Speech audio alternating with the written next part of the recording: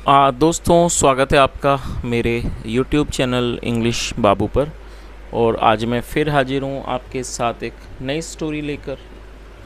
और दोस्तों, आज जो स्टोरी मैं आपके लिए लेकर आया हूँ ये एक मॉरल स्टोरी है। थोड़ी सी लंबी स्टोरी है, लेकिन इस स्टोरी में आपको कुछ नए इंग्लिश के वर्ड मीनिंग सीखने को मिलेंगे, उनकी करेक्ट प्रोनाउंसिएशन के बारे में पता चलेगा। और हमेशा की तरह जो इसका ग्रामर का पार्ट है उसे बिल्कुल डिटेल में कवर करेंगे, तो एक एक स्ट्रक्चर को आप बहुत आसानी से सीख पाएंगे। तो चलिए दोस्तों, आज की इस कहानी को हम शुरू करते हैं। और सबसे पहले कहानी का टाइटल देखते हैं। कहानी का टाइटल है रियल डिसिपल। रियल का मतलब होता है वास्तविक, असली, और डिसिपल का मतलब होता है शिष्य। रियल डिसिपल मतलब कि असली शिष्य। तो दोस्तों, ये आज की इस कहानी का टाइटल है, शीर्षक है। और अब मैं इसे पढ़ना शुरू करता हूँ। आपसे रिक्वेस्ट है आप कहानी को बिल्कुल ध्यान से सुने, और यदि आज की कहानी में आपको कोई नया वर्ड या फिर ग्रामर का नया स्ट्रक्चर मिले तो आप उसे नोट भी ज़रूर करें। तो चलिए इसको शुरू करते हैं। Pandit Ram Narayan was the greatest scholar of his time. दोस्तों, ये जो हमारा वाक्य है ये सिंपल पास्ट का वाक्य है। और जब हम सिंपल पास्ट में कोई वाक्य बनाते हैं तो वहाँ वॉज या वर्ब का प्रयोग किया जाता है हेल्पिंग वर्ब के रूप में। साथ में जो भी नाउन होता है या फिर एडजेक्टिव उसका यूज़ किया जाता है। तो इस लाइन का क्या अर्थ हुआ? पंडित राम रतन वॉज द ग्रेटेस्ट, मतलब सबसे महान। जो पंडित राम रतन थे वो अपने समय के सबसे महान विद्वान थे। He was respected by all, और सभी के द्वारा उनका आदर या कह सकते हैं उनका सम्मान किया जाता था। ही हैड हिज आश्रम इन आ जंगल आउटसाइड कंचनपुर। दोस्तों, ये जो वाक्य है ये पास्ट का पजेसिव वाक्य है। जब हम ये दिखाते हैं कि पास्ट में किसी के पास कुछ था तो वहाँ पर हैड का प्रयोग किया जाता है हेल्पिंग ऑफ के रूप में। तो क्या अर्थ हुआ? ही हैड हिज आश्रम इन ए जंगल आउटसाइड कंचनपुर, मतलब उनका कंचनपुर के बाहर एक आश्रम, जंगल में एक आश्रम था। Students from far of places, और जो विद्यार्थी थे दूर क्षेत्रों से, केम टू हिम, वो उनके पास आते थे, टू गेट एजुकेशन, शिक्षा लेने के लिए।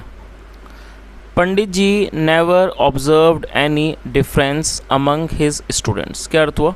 जो पंडित जी, और दोस्तों ये जो हमारा वाक्य है ये पास्ट इंडेफिनिट का अफर्मेटिव वाक्य है जहाँ सेकंड फॉर्म का प्रयोग किया जाता है। ऑब्जर्व की सेकंड फॉर्म ऑब्जर्व। जो पंडित जी थे वो कभी भी विद्यार्थियों के बीच में कोई भी फ़र्क नहीं करते थे, किसी भी तरह का फ़र्क नहीं किया करते थे। B it son of a king, चाहे वो किसी राजा का बेटा हो, और या दैट ऑफ ए बैगर, या फिर वो किसी भिखारी का बेटा हो। Everyone was imparted education without any discrimination. Discrimination एक नाउन है जिसका मतलब होता है भेदभाव। हर किसी को बिना भेदभाव के शिक्षा मिलती थी। चलिए आगे देखिए। पंडित जी हैड अ डॉटर, जो पंडित जी थे उनकी एक बेटी थी। She was his only issue, और दोस्तों इशू का मतलब आमतौर पर आपने सुना होगा मुद्दे को इशू कहते हैं। उसके अलावा इशू का मतलब संतान या औलाद भी होता है। तो क्या अर्थ हुआ?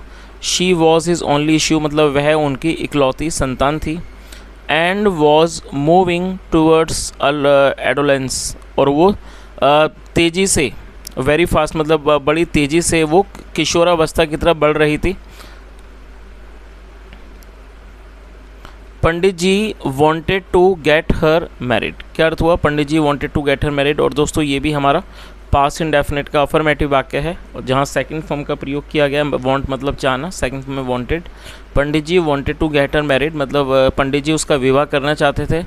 एज सुन एज पॉसिबल, जितना जल्दी संभव हो। एंड फुलफिल हिज ड्यूटी, और जितना जल्दी संभव हो वो अपने कर्तव्य को पूरा करना चाहते थे। चलिए आगे देखिए। His daughter was very affable, gentle and wise. दोस्तों ये तीनों के तीनों एडजेक्टिव हैं, आप इन्हें नोट कर लीजिए। अफेबल का मतलब होता है मिलनसार, सुशील, उसे अफेबल कहा जाता है। जेंटल मतलब सौम्य, और वाइज मतलब कि समझदार। जो उनकी बेटी थी वो सुशील, समझदार और सौम्य थी। Pandit ji was looking for as just as affable, gentle and wise boy for her, और जो पंडित जी थे वो उसके लिए उतना ही सुशील, सौम्य और समझदार लड़का ढूंढ रहे थे। चलिए आगे देखिए। वन डे, एक दिन, an idea of putting all his disciples to test flashed across the mind of Pandit ji. क्या अर्थ हुआ? एक दिन पंडित जी के दिमाग में अपने सारे विद्यार्थियों का एक परीक्षा लेने का जो विचार था वो उनके दिमाग में कौन था? फ्लैश किया, मतलब कि उनके दिमाग में आया कि वो सभी अपने विद्यार्थियों का टेस्ट लें, उनकी परीक्षा लें। ही डिसाइडेड, उन्होंने फैसला किया दैट कि he will give his daughter's hand in marriage to the most suitable one. क्या अर्थ हुआ? और दोस्तों डिसाइड मतलब होता है फैसला करना, निर्णय करना। सेकंड फॉर्म में डिसाइडेड, ही डिसाइडेड दैट, उन्होंने फैसला किया कि he will give his daughter's hand, कि वो अपनी पुत्री का, बेटी का जो हाथ है वो उसके हाथ में देंगे, इन मैरिज, विवाह के लिए, to the most suitable one, मतलब जो सबसे उपयुक्त होगा उसके हाथ में वो अपनी बेटी का हाथ विवाह में देंगे। नेक्स्ट डे, अगले दिन, पंडित जी कॉल्ड ऑल हिज डिसिपल, जो पंडित जी थे उन्होंने अपने सारे विद्यार्थियों को बुलाया, शिष्यों को, एंड सेड, और कहा, माई चिल्ड्रन, मेरे बच्चों, I am in very difficult situation, मैं एक बहुत ही कठिन परिस्थिति में हूँ। What kind of difficult situation is it sir? तो उन्होंने क्या कहा कि श्रीमान आप किस तरह की कठिन परिस्थिति में हैं? आस्क्ड अ यंग बॉय, एक युवक ने पूछा। हुज नेम वॉज भीमसेन, जिसका नाम भीमसेन था। आगे देखिए। इन फैक्ट, असल में, my daughter has become marriageable, तो उन्होंने क्या कहा? और दोस्तों ये जो वाक्य है ये प्रेजेंट परफेक्ट का वाक्य है। जब हम प्रेजेंट परफेक्ट में कोई भी वाक्य बनाते हैं तो वहाँ पर हैज़ या हैव का प्रयोग हेल्पिंग ऑफ के रूप में करते हैं, साथ में थर्ड फॉर्म लगाते हैं। यदि हमारा सब्जेक्ट आई, वी, यू, दे या फिर प्लूरल होगा तो हैव का प्रयोग किया जाएगा, और यदि सब्जेक्ट ही, शीट या फिर सिंगुलर नाउन होगा तो हैज़ का प्रयोग किया जाएगा। यहाँ सब्जेक्ट सिंगुलर है तो हैज़ का प्रयोग किया गया है। और बिकम मतलब बनना, और मैरिजेबल का मतलब होता है विवाह योग्य। तो उन्होंने क्या कहा? In fact my daughter has become marriageable, मतलब असल में जो मेरी बेटी है वो विवाह के योग्य हो गई है। And I have never saved anything for this purpose, और मैंने कभी भी कुछ भी नहीं बचाया है। फॉर दिस पर्पज़, इस उद्देश्य के लिए मैंने कभी कुछ भी नहीं बचाया है।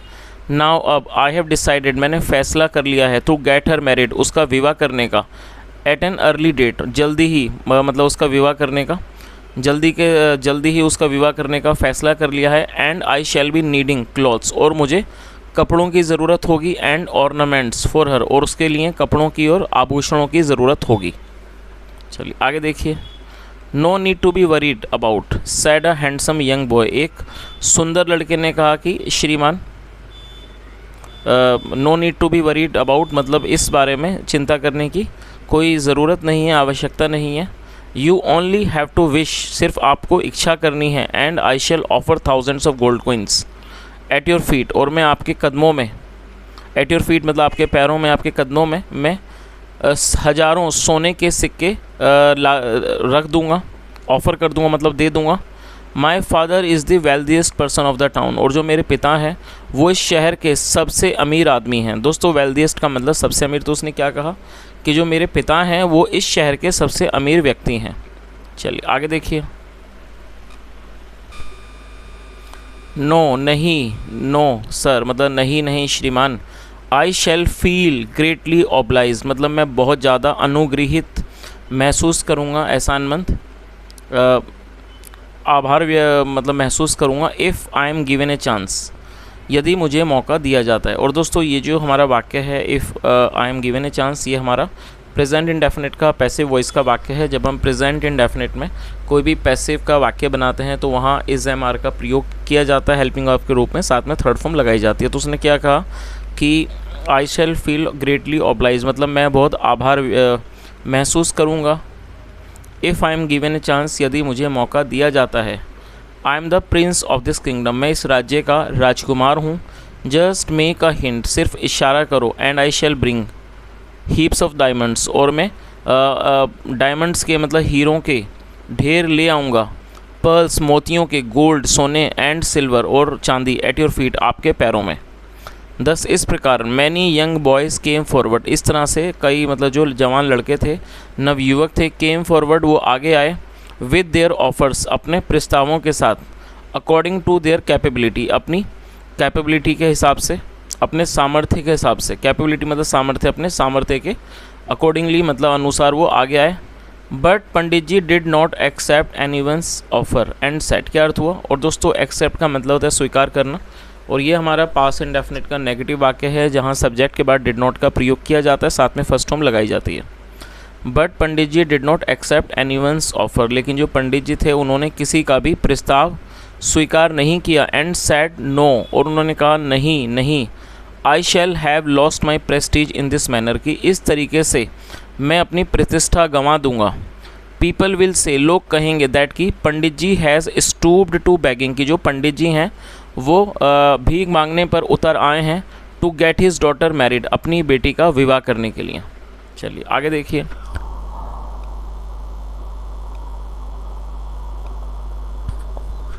इन दैट केस, इस तरह से श्रीमान, you please suggest some way yourself, तो आप खुद ही कोई तरीका हमें कोई तरीका सुझाइए।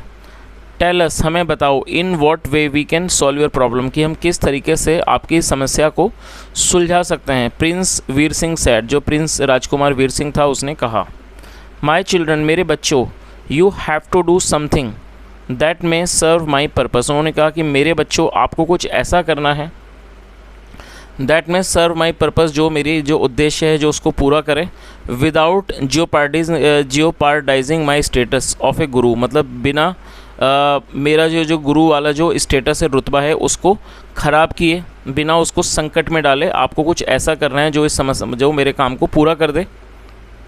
सो इसलिए I suggest to you all, इसलिए मैं आप सबको सुझाव देता हूँ, टू कमिट थेफ्ट, चोरी करने की, and bring the required things, और ज़रूरी चीज़ लाने की, लिटिल बाय लिटिल, थोड़ा थोड़ा करके।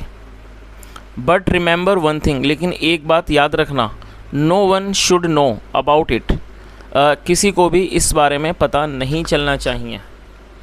If your right hand is involve in thievery, यदि आपका दायां हाथ चोरी में संलिप्त है, इन्वॉल्व मतलब संलिप्त होना, शामिल होना, तो उन्होंने क्या कहा, यदि आपका दायां हाथ चोरी में शामिल है,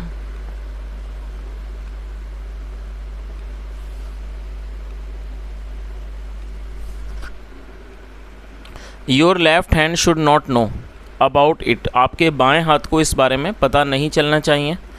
it should be a top secret, ये एक बहुत ही मतलब कि टॉप सीक्रेट, एक गुप्त बात होनी चाहिए। Please do not worry sir, मतलब श्रीमान कृपया चिंता मत करिए। Said all the disciples in unison, मतलब सभी शिष्यों ने एक साथ एक स्वर में कहा, यूनिसन मतलब एक स्वर में। Your orders will be carried out, जो आपके आदेश हैं उन्हें कर दिया जाएगा, उन्हें पूरा किया जाएगा। चलिए आगे देखिए। एंड देन, और फिर, the group of the disciples dispersed in all directions, उसके बाद जो डिसिपल्स का मतलब शिष्यों का जो समूह था, disperse in all direction, disperse का मतलब होता है छितरा जाना, अलग अलग हो जाना, वो अलग अलग दिशाओं में चला गया, छितरा गया। In order to carry out the orders of their guru, अपने गुरु के आदेशों को करने के लिए वो अलग अलग दिशाओं में चले गए। आगे देखिए। Which ever disciples brought clothes और ऑर्नामेंट्स, मतलब जो भी विद्यार्थी कपड़े और ऑर्नामेंट्स मतलब कि आभूषण लाया, quietly handed it over to guruji, उसने चुपचाप गुरुजी के हाथ मतलब कि हवाले कर दिया। हैंडेड ओवर मतलब हवाले कर देना। इन अ फ्यू डेज, कुछ दिनों में, गुरुजी हैड लॉट्स ऑफ क्लॉथ्स, गुरुजी के पास बहुत सारे कपड़े थे, एंड ऑर्नामेंट्स और आभूषण, अकुमुलेटेड जमा हो गए थे इन इस आश्रम, मतलब उनके आश्रम में बहुत सारे कपड़े और जो आभूषण थे वो इकट्ठा हो गए थे, जमा हो गए थे। Guruji was carefully keeping things separately, और जो गुरुजी थे वो बड़े ध्यान से इन चीज़ों को रख रहे थे, सेपरेटली अलग अलग रख रहे थे। Brought by each of his disciples, उनके प्रत्येक विद्यार्थियों के द्वारा जो लाए गए थे। आफ्टर अ फ्यू डेज, कुछ दिनों के बाद, गुरुजी नोटिस्ड, जो गुरुजी थे उन्होंने इस बात को देखा, दैट कि almost every disciple except Bhimsen had brought something और द अदर, तो उन्होंने इस बात पर उन्होंने ये बात देखी कि जो ऑलमोस्ट एवरी डिसिपल मतलब लगभग सब शिष्य एक्सेप्ट भीमसेन, सिवाय भीमसेन के, हैड ब्रॉट समथिंग और दी अदर, मतलब कि सभी विद्यार्थी सिवाय भीमसेन के कुछ ना कुछ लाए थे। Bhimsen had not yet stolen anything for guruji, और जो भीमसेन था उसने अभी तक कुछ भी गुरुजी के लिए नहीं चुराया था। और दोस्तों आप इस वर्ड को भी नोट कर सकते हैं, ये स्टील की थर्ड फॉर्म है। स्टील का मतलब होता है चुराना, और ये थर्ड फॉर्म है स्टोलन, और यहाँ हेड के साथ थर्ड फॉर्म का प्रयोग किया गया, तो ये हमारा पास्ट परफेक्ट का वाक्य है। और आप इस चीज़ को नोट कर सकते हैं, जब आप पास्ट परफेक्ट में कोई भी वाक्य बनाएंगे तो वहाँ हेड के साथ थर्ड फॉर्म का प्रयोग किया जाता है। आगे देखिए। सो इसलिए वन डे गुरुजी गैदर्ड ऑल हिज डिसिपल्स, इसलिए गैदर मतलब इकट्ठा करना। एक दिन गुरुजी ने अपने सभी शिष्यों को इकट्ठा किया एंड सैड और कहा, Bhimsen every disciple of mine has stolen something for me, मतलब कि भीमसेन मेरे सभी शिष्यों ने मेरे लिए कुछ चुराया है, अकॉर्डिंग टू हिज कैपेबिलिटी, अपने सामर्थ्य के अनुसार। बट लेकिन सो मैनी डेज़ है पास्ट, लेकिन बहुत दिन गुजर चुके हैं। एंड आई फाइंड, और मुझे लगता है that you have not stolen anything for me, और मुझे लगता है, मुझे दिखता है कि आपने मेरे लिए कुछ भी नहीं चुराया है। Is that you don't want to help me, क्या ऐसा है कि आप मेरी मदद नहीं करना चाहते हो? Help me reduce my stress and worry, कि मेरी चिंता को और मेरी परेशानी को घटाने के लिए, रिड्यूस मतलब घटाने के लिए क्या आप मेरी कोई मदद नहीं करना चाहते हो?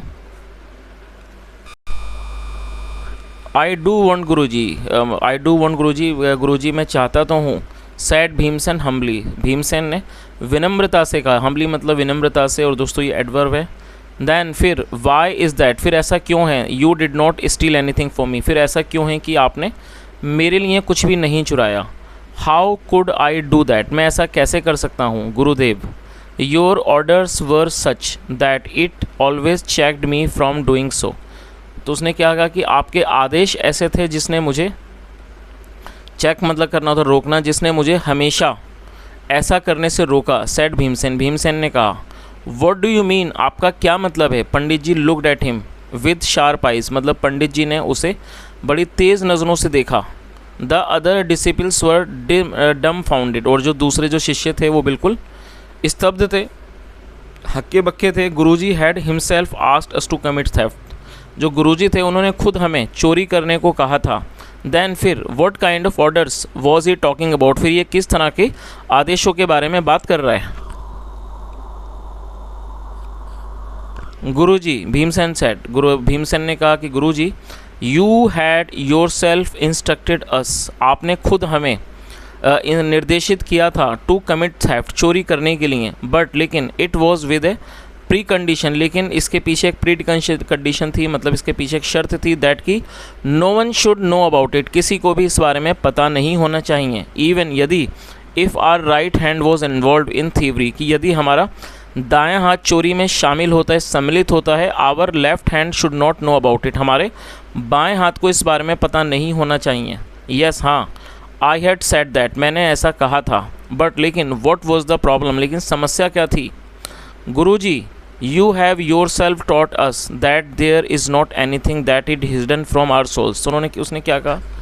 गुरुजी you have yourself taught us, guruji आपने ये हमें खुद सिखाया है कि there is not anything that is hidden, ऐसा कुछ नहीं है जो कि छुपा हुआ है, फ्रॉम आवर सोल्स, हमारी आत्माओं से। इन दैट केस, इस तरह से, इस मामले में, how could I have kept a secret of it from my soul, तो इस तरह से मैं इसे गुप्त कैसे रख सकता था अपनी आत्मा से? This is the only reason, ये सिर्फ इकलौता कारण था, why I could not steal anything till today, कि जिसके कारण I could not steal anything till today, कि आज तक मैं कुछ भी नहीं चुरा सका। You are great my son, आप महान हो मेरे बेटा। Pandit Ram Narayan patted his back, और जो पंडित राम नारायण थे उन्होंने उसकी पीठ को थपथपाया। एंड प्रेज्ड हिम, और उसकी तारीफ़ की, प्रशंसा की। ही इम्प्रेस्ड हिम, इम्प्रेस मतलब गले लगाना, second form embraced, he embraced him, उन्होंने उसे गले लगा लिया। एंड सेड, और कहा, Bhimsen you are my real disciple, मतलब भीमसेन आप मेरे असली शिष्य हो। देन फिर टर्निंग टूवर्ड्स अदर डिसिपल्स, फिर दूसरे अन्य शिष्यों की तरफ पलटते हुए, ही सैड, उन्होंने कहा, लुक माई चिल्ड्रन, मेरे बच्चों देखो, आई एम वेरी हैप्पी, मैं बहुत खुश हूँ, दैट कि all of you are very obedient, कि आप जो सब हो बहुत आज्ञाकारी हो।